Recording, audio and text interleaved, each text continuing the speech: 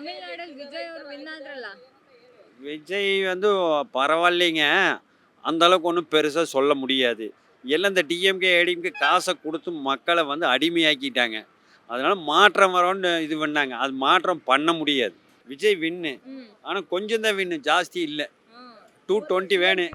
ஆமாம் ஆமாம் டிஎம் ஆமாம் ಜಾಸ್ತಿ சிஎம். ஆமாம் இது கொஞ்சம் கொஞ்சம் சிஎம் ಅಲ್ಲಿ ಫುಲ್ ವಿಜಯ್ದು ಫುಲ್ ಗಮ್ಮತ್ತಾ? ಗಮ್ಮತ್ತು full party. Full party. Okay. ಒಂದಿಷ್ಟು ಗ್ಯಾರಂಟಿ ಕೊಟ್ಟಿದಾರಲ್ಲ ಅವರು. கேரண்டி கொடுக்கறதுக்கு வேணுமில்லங்க. ஒன்றும் இல்லை. பூரா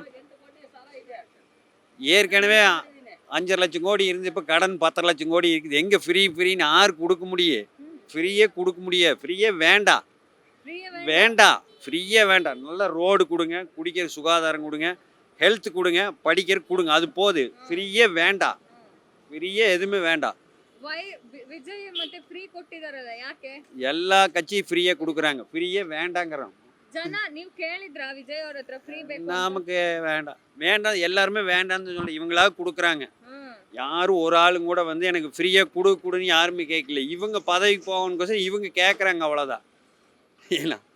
ನಿಮ್ಮ ಪೇರೆಂದು? கணேஷ். ಥ್ಯಾಂಕ್ಸ್.